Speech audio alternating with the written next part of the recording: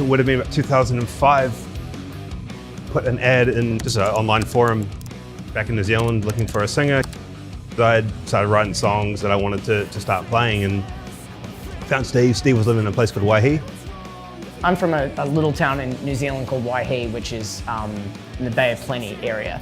And the rest of the guys are from Auckland, and I'd been in bands throughout school with just like, you know, the other guy in town that plays guitar and the other guy that plays drums, and who were just coincidentally best friends, and in what would seem a really creepy fashion today, but answered an online ad for a singer wanted, and got my friend who had a van to drive me up to Auckland for the audition, and got the gig. And the next week I was pretty much planning to move to Auckland and just kind of drop my life and said, let's do it.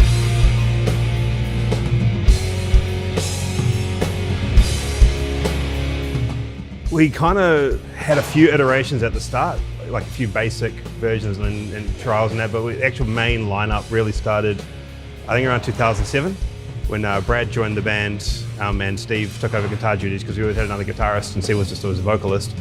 They lost their old drummer. I was in a different band. I'd recently left that band. Just kind of happened at the right time, I think. And they were just starting to get a bit of momentum. So I come on just as the first single was coming out, which was A Walk Away. Since then, we only had one change, and that's when we moved over here. And Chris, our old bassist, opted to stay in New Zealand, and then Elliot came on board over here. Early 2014, I was looking for another band. So I'd been playing in bands in Brisbane since I was a teenager, maybe 13 or 14 years old or something like that. Just working through numerous projects. Nothing really took off. Nothing was really immensely serious, I suppose.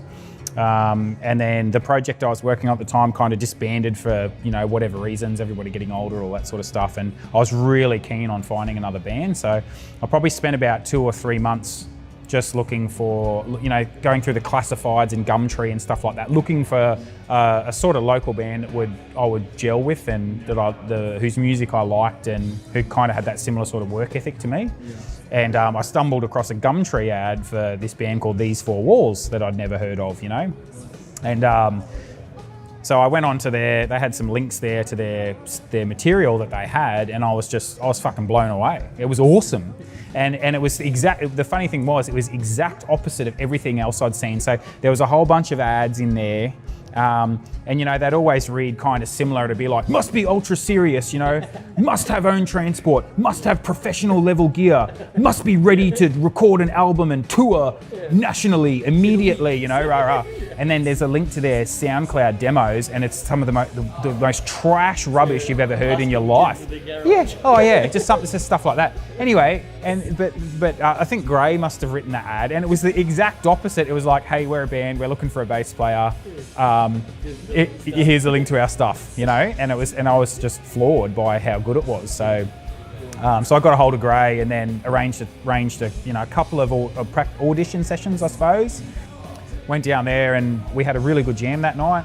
They came in with this new idea that they'd been working on, and I sort of just started jamming along with what I would do with it, and you can sort of feel that the electricity just sort of kicked up that next notch in the room, and I was like, okay, I'm in the right place at the right time here. So I think it was the next day or something like that, I got a text from Gray just saying, look, we think you're pretty cool, are you interested in doing more?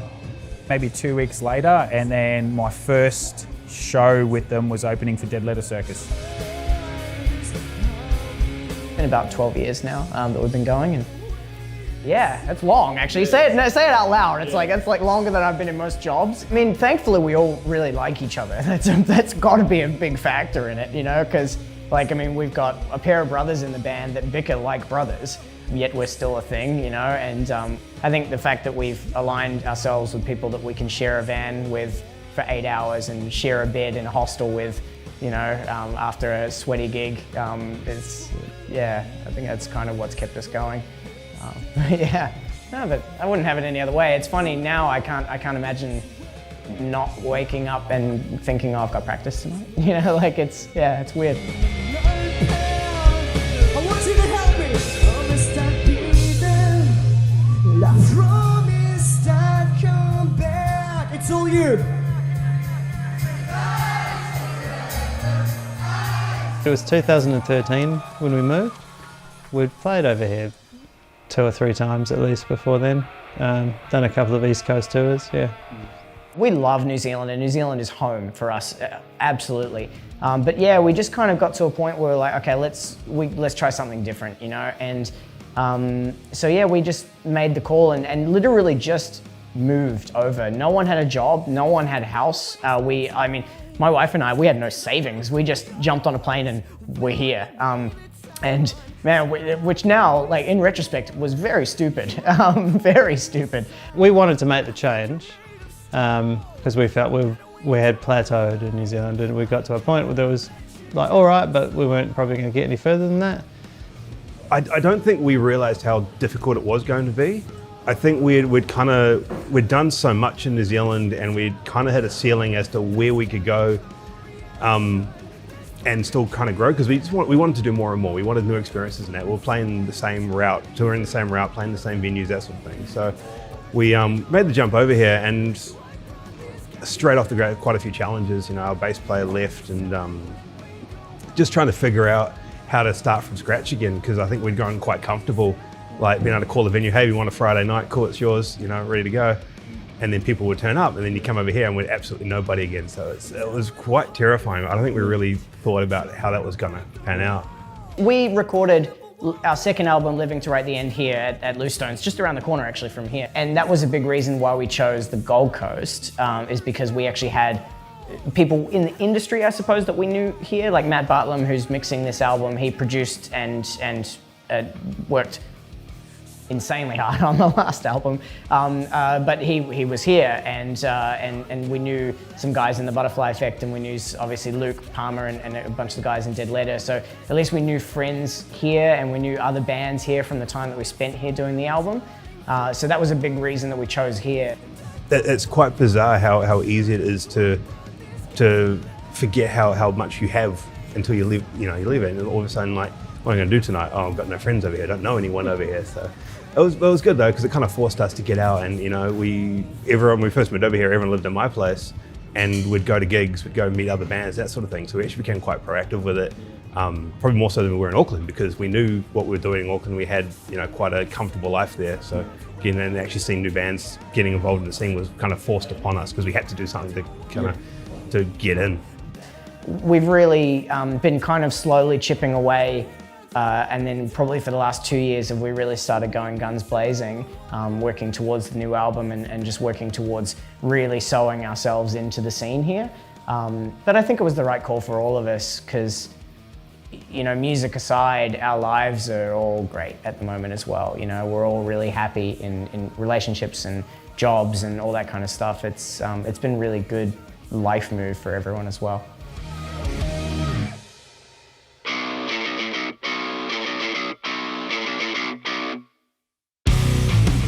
We're a band brought up on albums, and we just kind of, you know, we wanted more, so we did an EP. We put out a couple of new songs that we had funded ourselves, like Bravery and Over, and we got to a point where we thought, hey, we actually got enough songs for an album, but just we don't have enough money.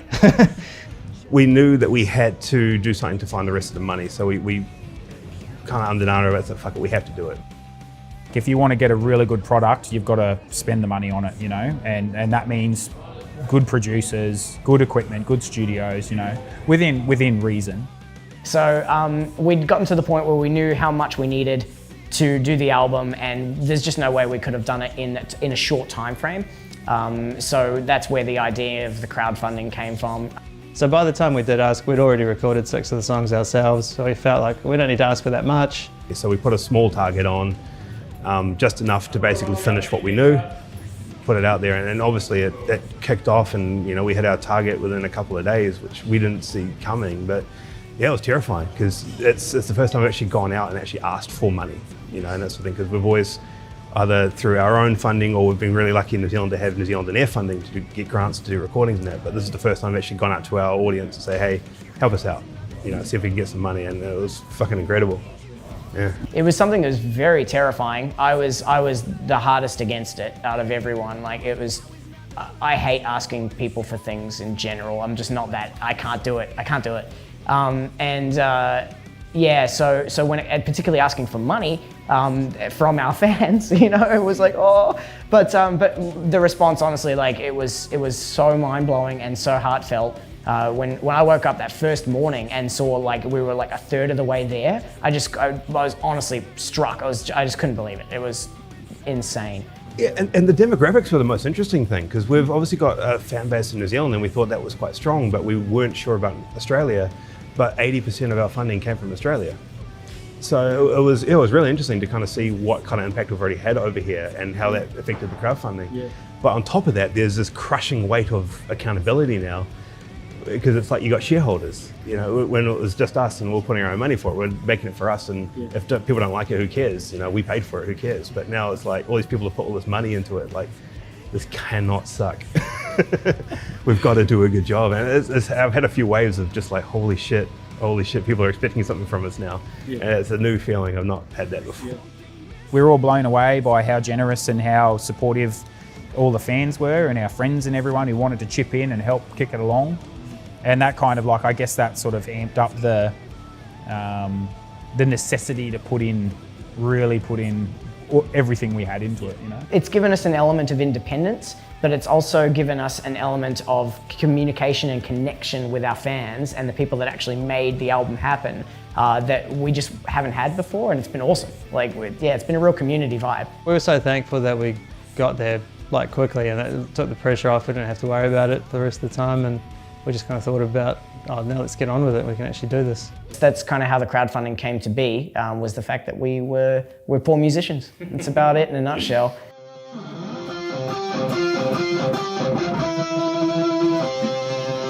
You going? Gray's a really prolific riff writer. So he's constantly noodling with his guitar at home, and he comes up with a lot of riffs and ideas. Gray has kind of always given us a core, right? So he'll write a demo at home, and he'll do some scratch drum tracks, and he'll send it out, and we'll have a listen, and we like it and add to it, or we don't like it and just don't reply that the song ever existed. And that sounds harsh, but that's exactly how it happens. Man, that's chaos. That was chaos. That was a track that I put out to deaf ears. Hey guys, I've written this song. Crickets. Okay, cool. I'm gonna rewrite it. Hey guys, I've written the song. Crickets. Okay. Third time lucky. Hey guys, I've written the song. Oh, that's great. Oh, is that a new one? No, you've heard this riff 3 times. Even if it's the same idea that it wasn't right then, but now it's right now because I've done this to it. And now we've reached this, we're ready to receive this. Steve kind of does less. What he comes up with is their absolute bangers, you know what I mean? So much of what he brings into the table, I listen to it the first time, I get goosebumps, and I go, that's the best thing I've ever fucking heard, man, we've got to do that, So over the years, I started doing that as well. So Gray and I will basically start just building a blueprint, right? So really, really bare-boned, nothing to the song whatsoever. And then what'll happen from there is that the song will get brought into the band room, and that's kind of where it really gets fleshed out. Normally, someone comes with about half a song, and then we start working on that and just figure out what's missing, or what could change, or what makes it. Sometimes they come up with a song, but it doesn't. It's not These 4 Walls song. Sometimes we come up with these songs, and then we're into it at the time, and then we might play them a couple of times at a show, and then go, that wasn't actually, we're not really vibing on that, and then shelve it. What we'll normally do is road test a song before we even think about recording it. If it doesn't work for us live, it doesn't work. And I think that's it in a nutshell. Like we're a live band, we love playing gigs, that's us. So if a song isn't working on a stage, then it's not happening. I think we did one gig in Auckland in 2015. We played 5 new songs. I don't think any of them made the album. And then it's like a mad, before you go into the studio, it's like a mad panic to fucking, either relearn what you did at the very start or like keep up with the changes that have gone in there,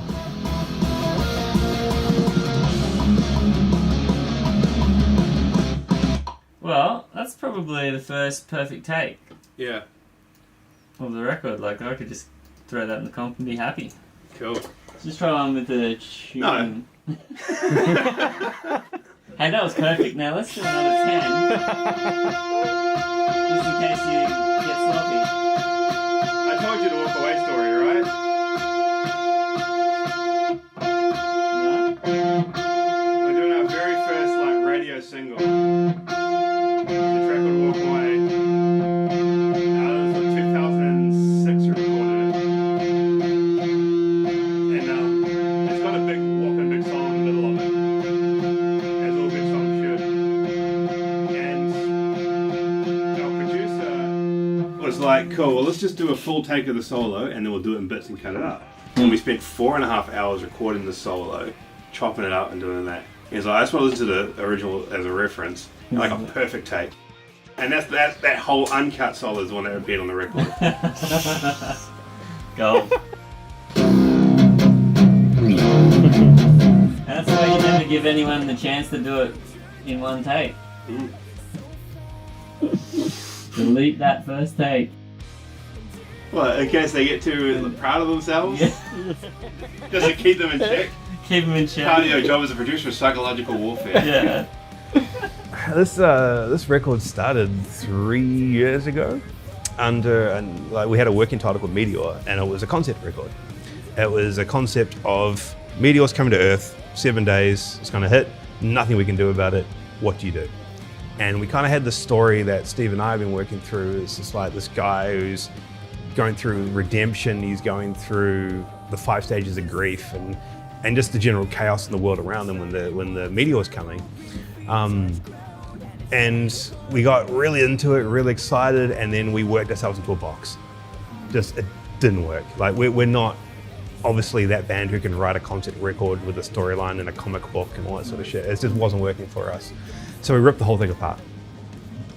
2 songs survived. Far Away was one of them, and there's another one, which I don't think we've actually given a name yet. We're going by the title Arcade. But that was another one from that session, but everything else is wiped.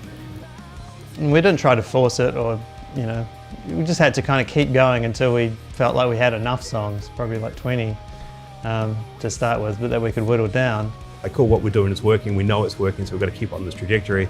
And then all the stuff that wasn't in that trajectory just got thrown out. And Putting this album together over such a long period of time, we went through a long time where we just couldn't quite put our finger on what the sound would be. We wrote Far Away, Bravery and over, and then went to the studio and recorded them, and then we heard Bravery once it had been finished. We're like, yeah, okay, that's the kind of starting point. And then the way that I think Bravery was received, and that was a huge boost for us over here, that then changed where we were going with other songs. So again, more songs got scrapped. And I think we went through about 150 different songs between the start of the Meteor project to the end of this. At least bits of songs and blueprints and that. Not just here's one single riff of a guitar, it's like drums, vocals, bass.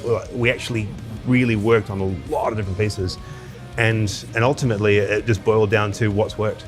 you have a whole practice and just nothing happens and you just feel real bummed out. But and then the next one you might just, in the first 10 minutes, just go, oh yeah, we got it. Yeah, there's a couple of tracks like that. Like Silent War's another one, whereas this is a whole different song. And we're about 2 weeks out from tracking, and then Elliot's like, hey, why don't we try like this? And it went from this really slow, moody ballad to what it is now. And that's just because he was like, oh, I like the song, but what if you thought about if the Foo Fighters played it? Like, you're a genius. And then within half an hour, we'd reshaped the entire song, but not changed a single part. We just played it differently. Like, oh, cool. And then now the song, which wasn't even a contender, is now on the record. Just, yeah, it's fascinating how that happens.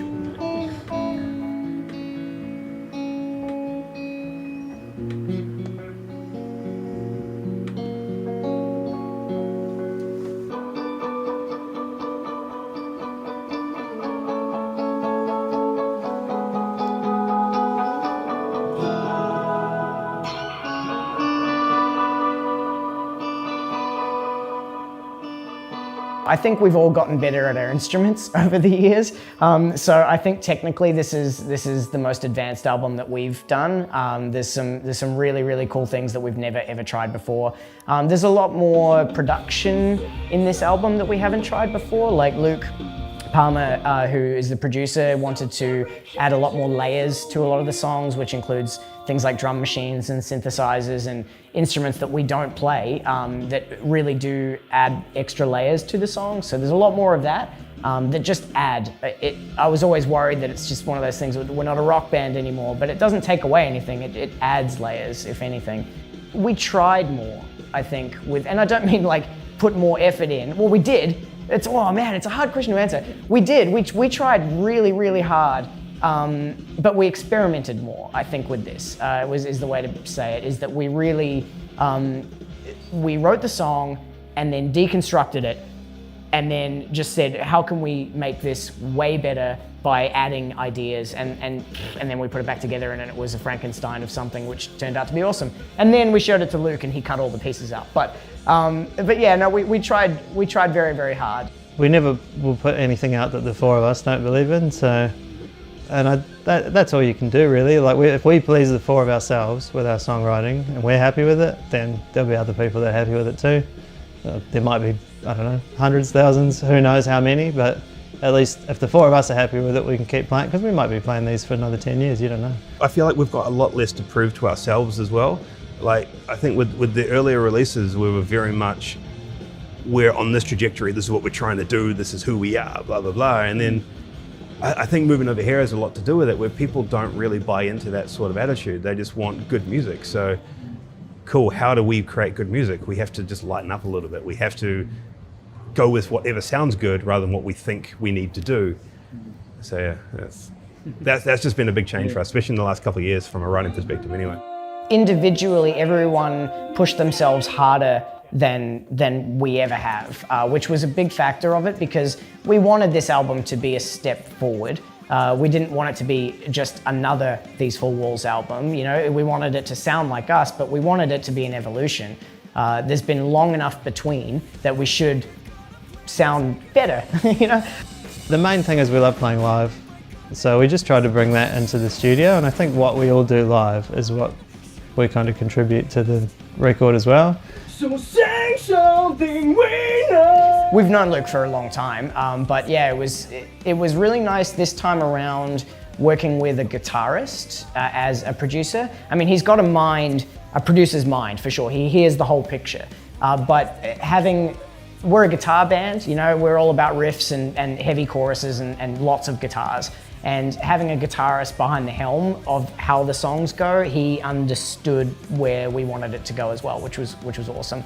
Something that I've heard Steve talk a lot about is that it's good to have a guitarist really deep in the mix with us, with what we're doing, and someone who's actively creating as a guitarist as well. You know, he's got Dead Letter, he's got Jacob Lee, he's got Arroyo, I think have now changed their name, but he's in a lot of different projects. So he's still very valid as a writer, and he's very on the pulse of what's going on. So he'll throw so many ideas at us that we just never think about, and 9 out of 10 will at least entertain them, and half of them is made on the record. So he's been a massive influence on us actually just changing a lot of our thinking about how things can go and what we can do with what we have. He thinks not exactly like us. Like, it's probably good because he gives a flavour that we wouldn't do. Like, we're probably a bit more meat and potatoes, and he's got a good ear for making things more interesting than what they originally are. Like any producer, you know, I think he's taken the songs to a place that's a little bit further than what we would have done, and it's for the benefit of all the songs. It's the first time I've recorded vocals with anyone other than Matt recently. Yeah, he was super fun. It was just nice to throw ideas around, and yeah, and he's got an ear for harmony as well, which I really love. Like, it's one of my favorite things to do is harmonize, and he's got a real ear for it, and he gave me some really awesome notes that I wouldn't have picked otherwise. And yeah, it was cool just playing around. It was good.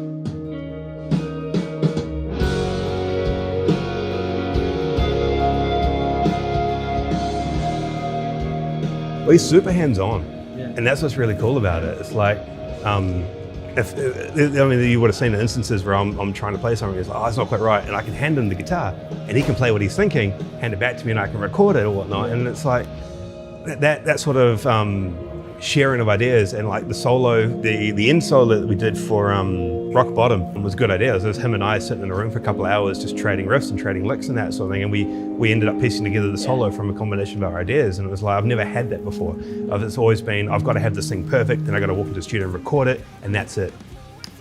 Luke likes to snip a lot, so like whenever there's a point, you can tell, right? So he'll be sitting there, he's listening, you hear his head go, and then all of a sudden the head will stop, and then he'll just lean back, and you know that the part's either too long or he doesn't like it. More often than not, too long. So, because we like to extend parts out and have jams and things like that, but it's just, for him, it just cut it up, which was great because like he cut a lot of the fat out. And if I'm absolutely honest, the songs that are on this album are way better because of it, way better. Like, there's a song called Slow, which was gonna be like the lead single, and we've been playing it live in its state forever, and we're like, it's done, dude, like, let's record it, it's finished. And he listened through it and he goes, the chorus sucks, the bridge is awesome, the bridge is the new chorus. And we're like, okay, and he was 100% right, like absolutely right, just like snip, snip, done. You know, I was like, oh, okay, well that's how that song should go. So yeah, it was really good because, again, fresh ears, but ears that kind of get where we're going, which was great. Having Luke and Matt involved from a production and mixing perspective, we've got a really good working relationship with them now, especially with Luke, and there's a lot of honesty and like sometimes brutal honesty. It's like, cool, we like this riff, and it's like, well, cool, well, I'm bored to fuck, so. So having someone challenge us, and I guess we've been around long enough to know when we're wrong and when we're right. You know, like when we're doing Downforce and Empire, you know, I was having screaming matches with our producer about, you know, let's not have the drums in the first part of this song. Like, well, fuck you, this is where it goes. But now it's like, hey, we're gonna have a 2.5 minute song that's just keys and synth. Oh, sorry, not even synth, it's keys and an actual fucking orchestra. Yeah. And there's no guitars for the first 2 minutes. All right, cool. Wow. So obviously, I think we've just kind of gotten out of our way and learned to trust the people around us and the people that we're obviously, you know, we're bringing into the fold because we trust them a lot. So we've got to really carry that trust through and open the door for them to throw ideas out and throw our ideas out as well. We worked for probably a month or two on pre-production for these newest 6 songs, and yeah, some of the songs changed a bit. Nothing changed dramatically, but yeah, just little textures. And obviously there's some things that we ourselves are just kind of, we like, but we're not that much into, like the programming side of things, just getting some little samples and textures in there. And so we just kind of went, you know, have at it, fill up those spaces. We can kind of imagine what it would be like, but we're not as adept as he is at kind of doing that. He's a very accomplished musician, you know what I mean? So he's like, oh, why don't you try this? And I'll like try and play it, and I'm like, I don't know what the fuck you're talking about, man, or I can't play it. So I give him the bass or the guitar, and he goes like this, and I'm like, can you like slow? Yeah, can you like slow that down so I can see what you did, you know? Blackout, something's coming loose. Your apathy is tightening the noose. So hey, yo, systematic user, this is not a future. Yeah, I reckon you'll be able to really punch that. That last line? Yeah. Blackout, something's coming loose. Your apathy is tightening the noose. So hey, yo, systematic user. I like someone that's blunt enough to say that a take is bad or that an idea is bad or whatever, because like, I mean, you're bringing this person on to put their name on something as well, and you want them to be invested. You don't want them to just say, yeah, cool, great, go, you know, oh, good take, next one. Like he was hard on us, which was great. Like, I love that because, again, the songs are much better for it. It's great. He was really fun to work with. Yeah. I'm at least competitive enough to, if he plays something that I think is awesome, it's like, well, I've got to do better than that now. So I've got to fucking do better than that. Because I can't let him beat me. Yeah, well, I'll show you. Watch it. Yeah, exactly. Exactly. I can fit 12 more notes in there than you can. I'm going to do that. Look at this. Look at this. Why don't you go like this then?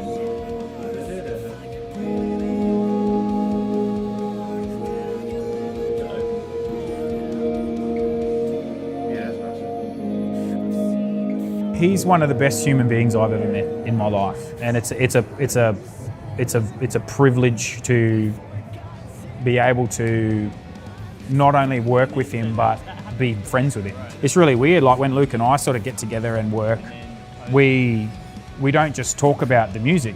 We get done what we need to do in terms of the music and the direction of what we're trying to do, but so much more of it is on that really personal level. You know what I mean?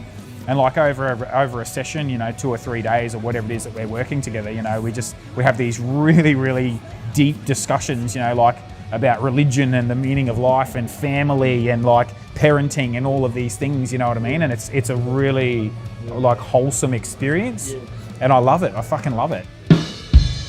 Oh yeah, the double, yeah. It maybe just be, because you only ride, right? Just just be a little bit shankier on it. Not shank, but you know what I mean. Yeah, don't do that. Here at the bottom, that never goes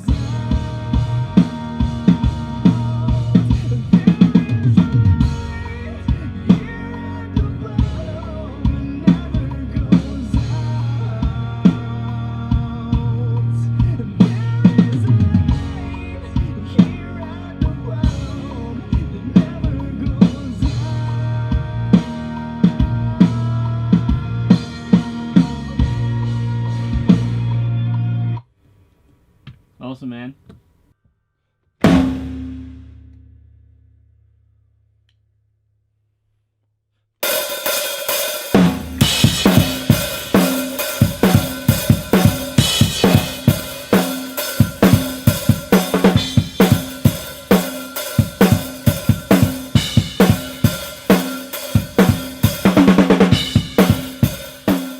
Brad's parts are super interesting.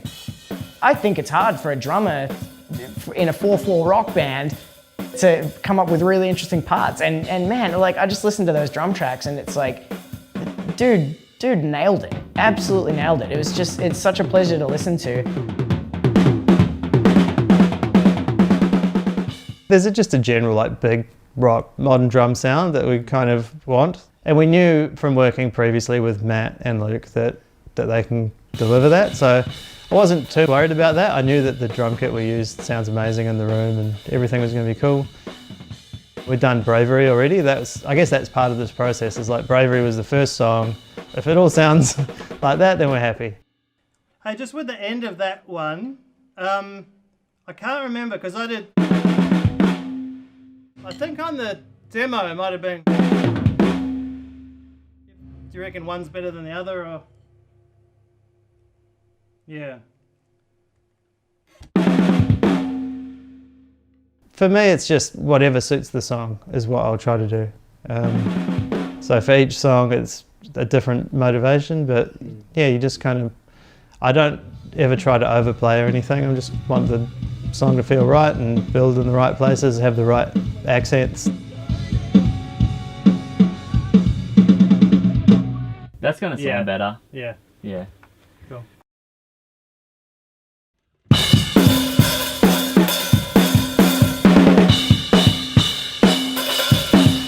I do play pretty loud, even in the studio, I try to play as if it's live. The energy still comes across.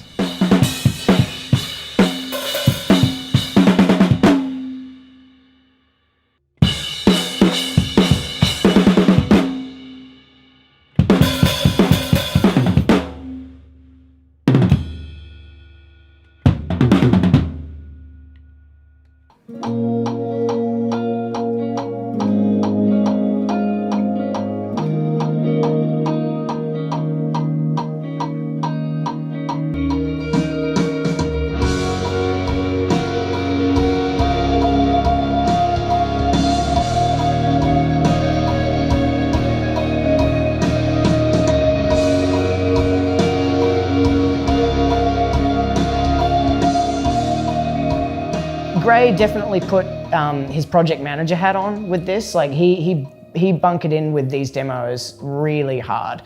He tore these songs apart. Like he worked harder on the writing process than I've ever seen him work ever. Yeah, the original one that we had did that, right? I like the idea of having like an actual bar of build as well. Oh man, once I put like all the reverses and stuff in it, it's gonna sound mint. Perfect. I've got a vision. Go with You it. heard it. He's got a vision. Fuck, I'm glad you're catching all of this today. There's some big decisions being made in that chair right there. That's what I'm here for. So it's essentially the bridge. Every other time we've done guitars, we're going to be in the main studio, we're going to put 5 amps and cabs in here, we're going to isolate them, and 20 microphones, and we're going to blend them all together. And you know, we run a completely digital rig live, so it's not beyond the realms of possibility to do it in the recording. And luckily Luke's got endorsements through Fractal, so he's got the brand new X3, and like we shot it out against a couple of real amps. You know, we can put our amps in, take a power soak, set them up in the studio and record them, and then record the X3. And it's like, well, I can't tell the difference. And if I can't tell the difference, I'm going to assume that other people can't tell the difference because I'm in the fucking room when we're doing it.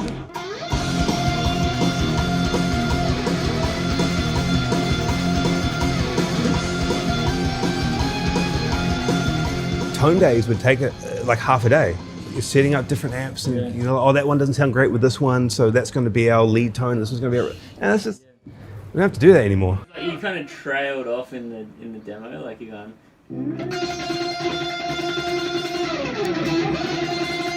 Yeah, yeah, it's kind of cool.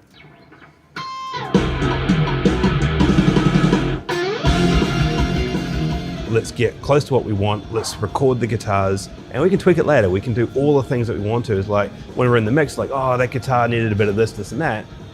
Previously, that would have been a nightmare to try and re-record. Now we can just add on to it, and it's there, it's in the box with us.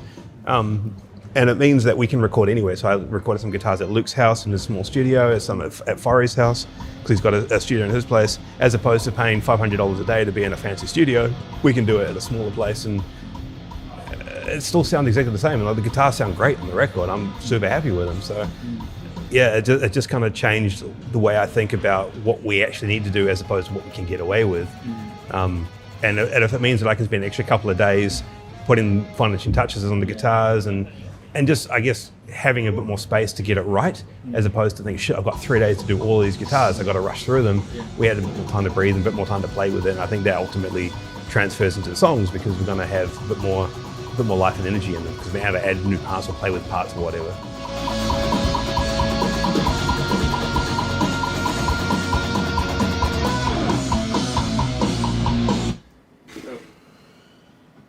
Like,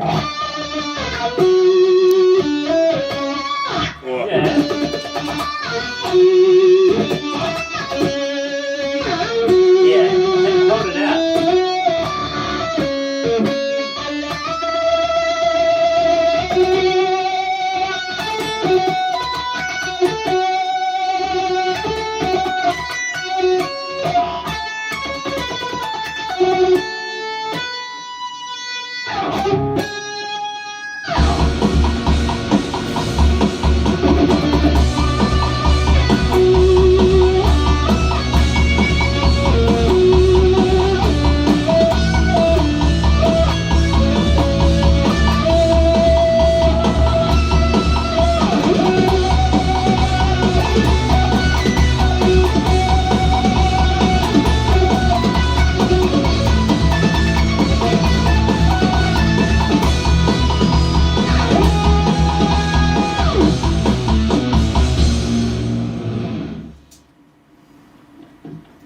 thoughts, impressions, ideas?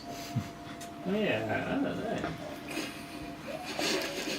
It's actually, you're in the middle of positive and negative. So like that's kind of what that lyric of "as the walls around you break, blown apart by a light grenade" is that you find yourself in this position of you've been putting yourself down forever, and finally there's a glimmer of hope. Yeah. But you're torn. You're in the middle. Like it's that's it. Glimmer of hope, I like. The challenge for me really was sinking my heart and soul into these lyrics and really giving people something to think about and hopefully hopefully be able to draw something from their own experience out of those words as well. But that really was it, trying to put my soul on paper and into the words. That was the big challenge for me. There you go. But that lead. darkness is not the word. Right. So it'd be Darkest like a... synonym. Let's go.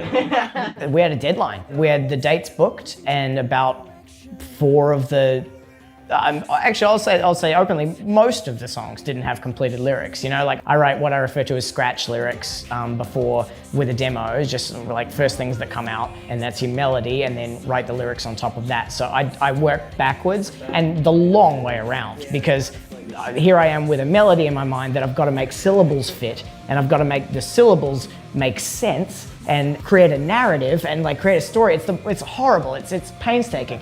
So that definitely was a challenge. But I wanted to take this seriously and really put everything that I possibly could into it. So I painstakingly sat in my darkened garage and just wrote and wrote and wrote and wrote and wrote. And the guys were really, really helpful with it as well. They told me what they didn't like and what they did like.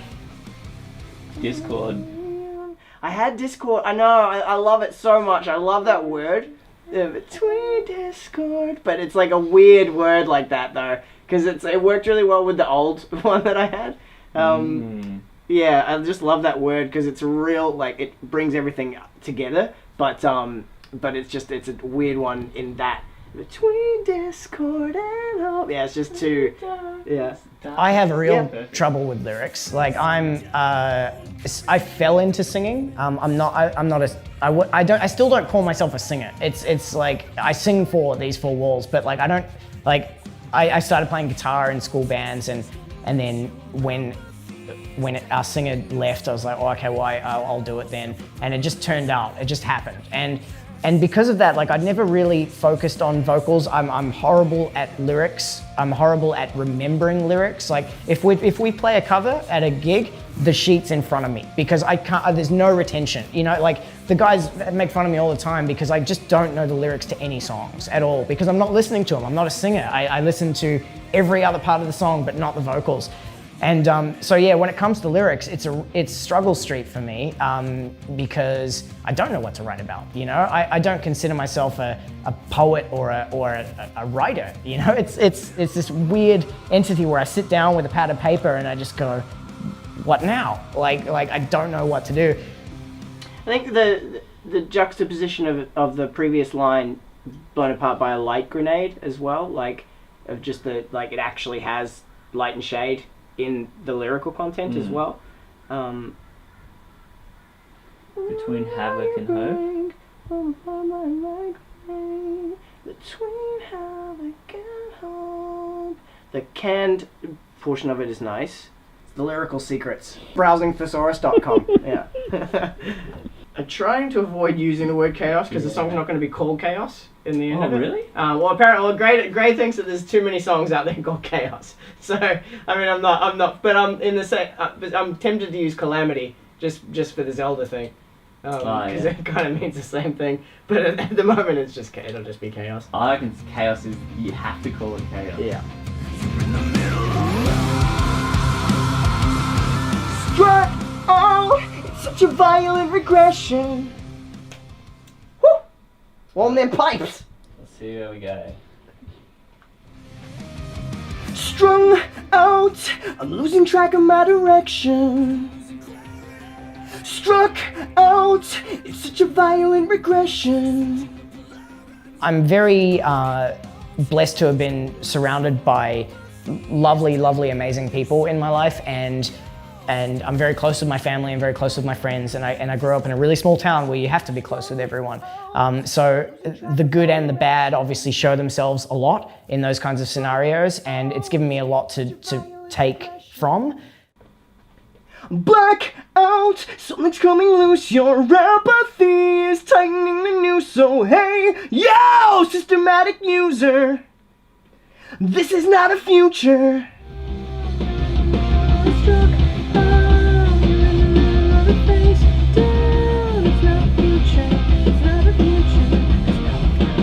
Do you want to do the? Do you want to do those guys? Yeah. You're in the middle of it. You're in the middle of it. It's not a future. It's not a future.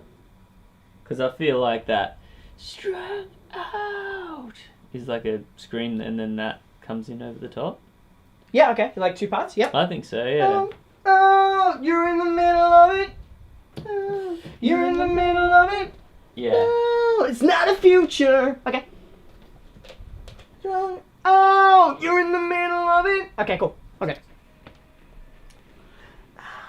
You're in the middle of it. You're in the middle of it. It's not a future. It's not a future. So say something we know. Self-deprecation is all we own. As the walls around you break, blown apart by a light grenade. Between darkness and hope. I never write about anyone specifically, and if it is, it's a very, very, very alternate universe of that person, and of myself.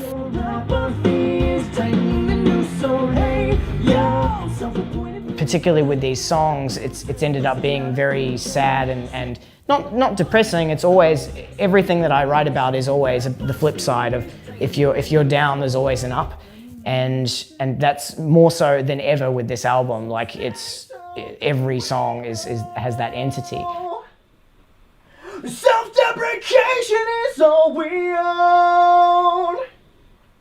As the walls around you break, blown apart by a light grenade. I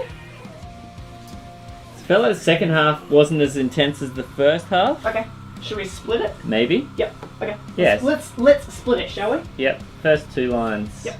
Just so we inject every bit of power into every Cool. facet of it. Should we do it word by word?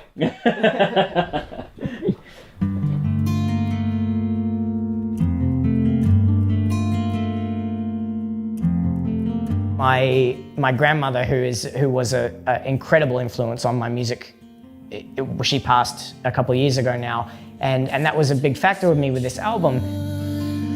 Flawed in design. And if you She was such a... It is crazy, that woman. She's crazy. She was a crazy person. But in the best possible way. Like, she was, like, when I was first getting into music, she was so excited and so passionate about it that she, like, just invested in me. And I don't mean just money, I mean, like, time. Like, just always calling me about music, asking me about music. You know, just like, she bought a banjo so that she could pretend to write a song about a duck to help me write a song. Like, it's the most ridiculous things, right? Just like, and then when These 4 Walls happened, our very first EP show, she flew over from Australia and is my grandma. She would have been 60 at the time, probably, something like that, in the middle of the pit, right? Just losing her mind, just in the pit, right? And she was just always there. And always, like, whenever an album was coming out or a single was coming out or anything like that, I've got an email waiting for me. I've got a phone call, like, freaking out, you know? Just like, she was our #1 fan, without a doubt. And she was my #1 fan. And it was tough writing this album and knowing that she wasn't gonna be there to hear it. There was this light, this absolute light that went out. You know, and it didn't seem fair to me at all, and it was a heartbreaking moment for obviously a heartbreaking moment, and everyone goes through it. But there was this element of fairness that came into play for me, and that was what a lot of the stuff's kind of branched from. So there's a couple songs that are very much inspired by her, for good and bad. But purely in story's sake, you know, nothing directly personal. Yeah. Yeah. No, she was my hero. It was, yeah.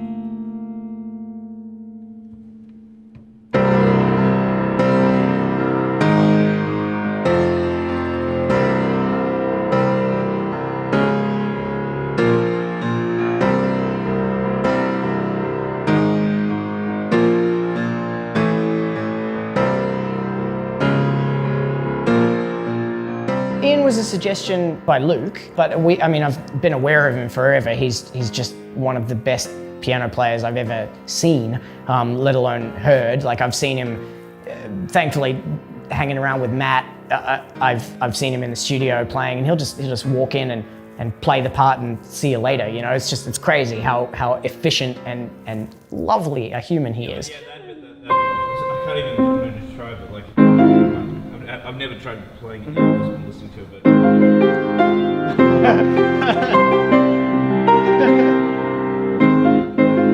Something like that, but.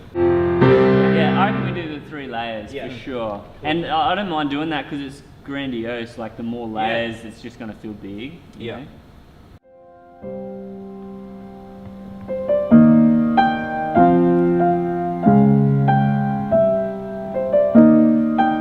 In particular, Nothing Land, that's different to all of our other songs, quite different, and we wanted to treat it differently because we felt like it deserved to have something more.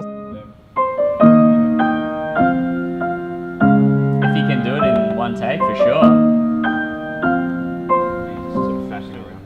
That sounds good. Whatever you did then sounded musically right. Yeah. So that happens 3 times, that little section. Yeah, and then the second time it goes straight into that, like it gets into a heavy part. Yeah. Yeah. Turn around maybe like a. Yeah. Yeah, exactly. Sort of ghost. When Luke suggested we go all in or don't go at all, I was very much behind that. So Luke suggested that we get Ian to play the grand piano and actually book it out and do it properly. And that was an experience unto itself, really sitting there. For me, as a songwriter, that's the first time I've heard my songs come to life. But it's the first time I've ever written a part and heard someone proficient perform it on a freaking 7-foot piano in a concert hall. Like, it was mind-blowing, honestly. I was just amazed that what I had written on a computer was coming to actual life in front of my eyes. It was amazing.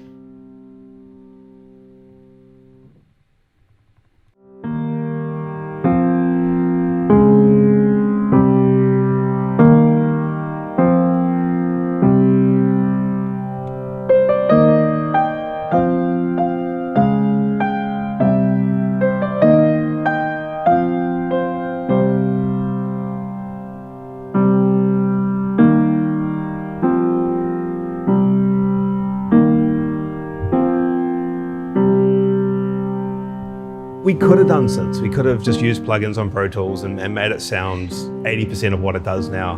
But like, we had the time, we had a bit of money to do it, and why not? Like, when we did Downfalls and Empire, we had a whole choir in the studio with us, and we could have just done that ourselves and made some gang vocals, but having like 20 different voices in there made it sound that much cooler. So if we could go the extra mile to make something sound cooler, absolutely we'll do it. And I think Nothing Land's a really good example, and same with Ian. Again, it's just keys. It's just keys. We could have easily done it with Pro Tools, but no, let's go rent out a grand piano in a giant hall and get one of the greatest musicians in Australia to record ding, ding, ding.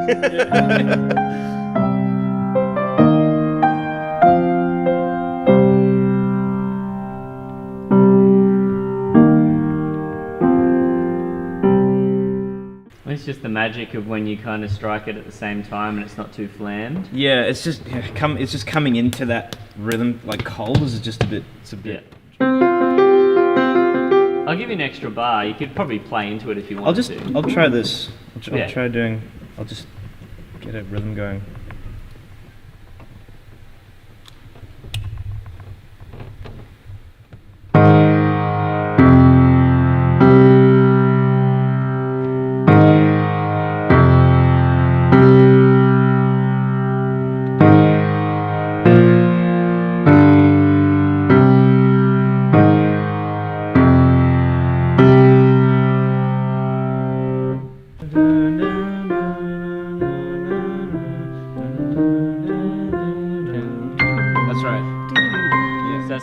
He's a very, very incredibly well-trained musician, and it shows because he came in for half a day and breathed life into a song that is there forever now. Like, and it's just better than it ever could have been because of that.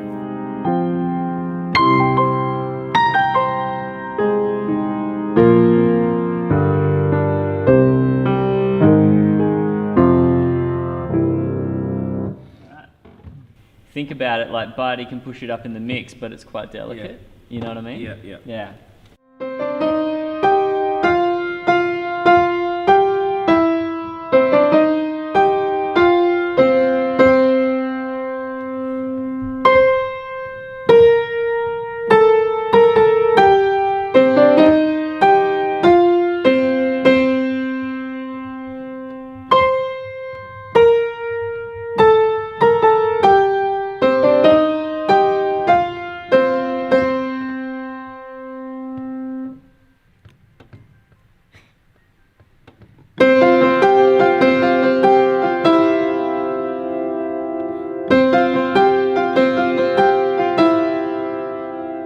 You don't get the human feel, this feel like someone's actually fucking playing this thing, and that was super important to that track because of what that song is and what it represents, and you know the journey that song itself has been on. It deserved the effort. It deserved us to put more time and money into this thing, and that's what we did.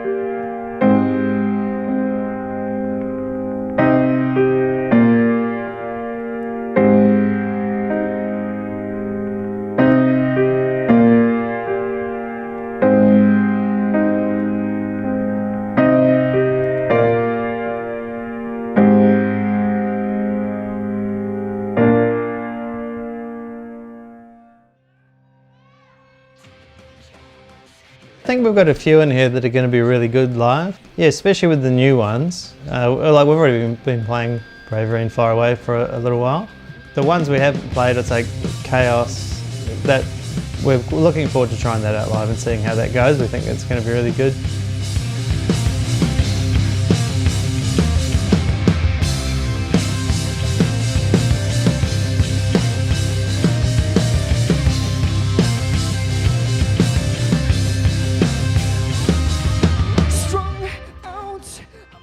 I guess you could call it the opener of the album, but the first real song is a song called Chaos, and we've been jamming that one in the room for the last couple of weeks, and yeah, I cannot wait to bring that one live. Like that's just such a heavy hitter. I can't wait. Yeah, Chaos. Like that for me. That's the standout song of the album. That just goes, yep. That's a These Four Walls gig song. Yeah.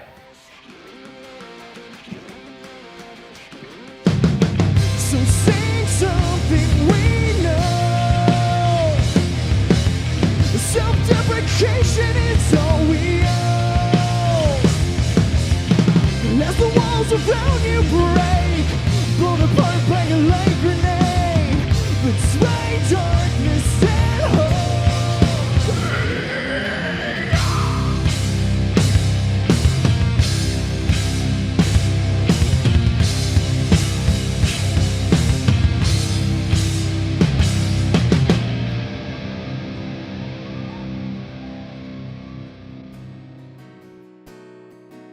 There's a song that will not probably, the way that it's recorded won't be the way that we play it live, but it's a song called Before I'm Gone, which was the last song written for the album.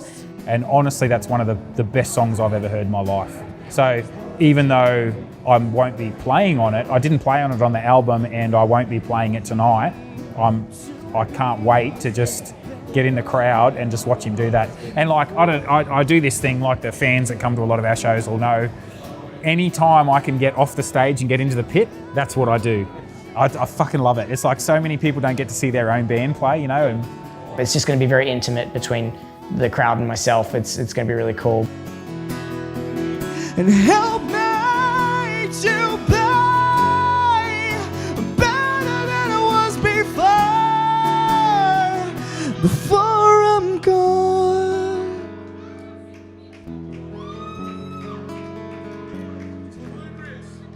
Thank you guys so much. There's that song. There's another song called White Lies, which is really, really fun. It's just a good bouncy track, and that's really cool to bring out. Should have better than the pink light. I should have better than the shade white light. This honesty binds me to you. I should have better than the walk on ice. Should have better than the shade white light. This honesty binds me to you. Yeah, White Lies is another one. It's got like really good energy. And then even something like Rock Bottom, which is very different and kind of a lot more feel in it. It's quite different to what we've done. Yeah, I think Rock Bottom's going to be a fun one to play. That was a song that I was very much opposed to being on the record originally. I didn't get it. Steve had pretty much written the whole thing as a blueprint, vocals and that, and I don't know, for some reason I just wasn't into it, didn't get it.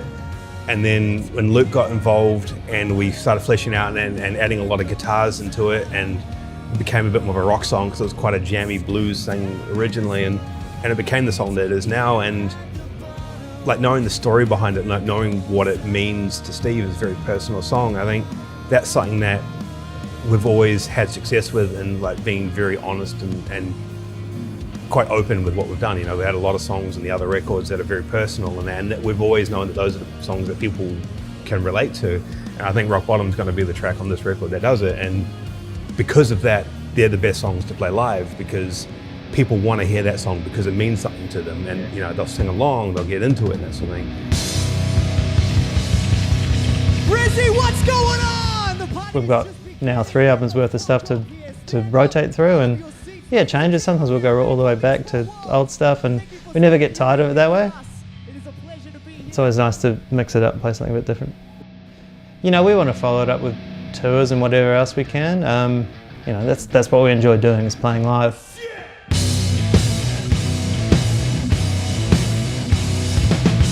We've got a rough release plan. as soon as that album hits the ground, the plan is go and play some shows.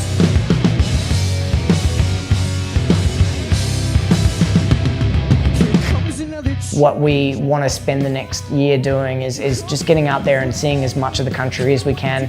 And for us at the moment, to be put in front of audiences, the best way of doing that is to be supporting other bands. Like, we just came off the road with the Butterfly Effect, and man, that was just awesome, just seeing a top tier tour for Australia, and being on the supporting end, and new audiences every night, and that went really well for us. It was great. We had such a good time and met so many amazing people. So we'd love to focus on doing a bit more of that. We'd love to try and get on board with the festival scene in Australia.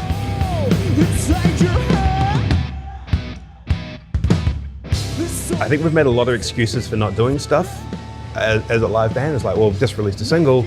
Yeah, but it's just a single. We don't need to go tour on it. It's like, no, fuck it. We're doing a record. This is the whole record. This is the big deal. Because like, and I asked in an interview a couple of weeks ago to name my favorite Australian album releases this year. I couldn't. A bit embarrassing because it was a live phone, a live conversation. But I couldn't. You know, not a lot of bands are releasing records anymore. So we have to make an event out of this because this is a big deal. And you know, we've been doing this for over 12, 13 years now, and we've only released 2 records. So obviously these things don't come around all the time. So we've just got to make the most of it, you know, put some fucking effort behind the marketing, put some effort into getting it out into people's ears, and then tour it, just hit the road and then actually play some shows and then start to platform off this thing. I think that's all we can do now.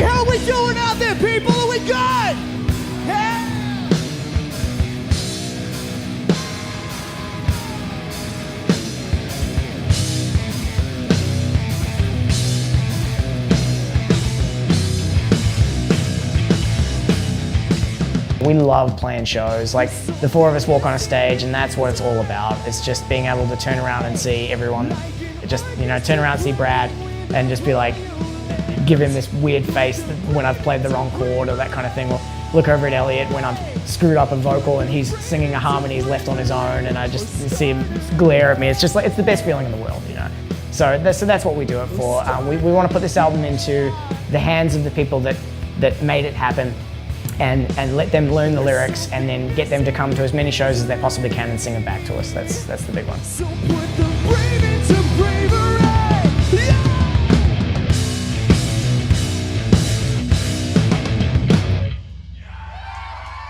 Some can't stand the sound of a little lie, but why let the truth in the way of a good time? These words fall out like a lullaby, sweet connotations all covered in